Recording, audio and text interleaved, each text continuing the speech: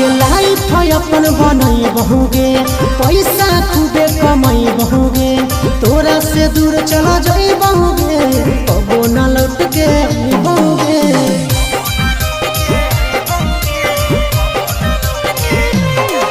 आगे लाइफ अपन बनई बहुगे, पैसा खूबे कमाई बहुगे, तोरा से दूर चला जाई बहुगे, कबो न लौट के बहुगे।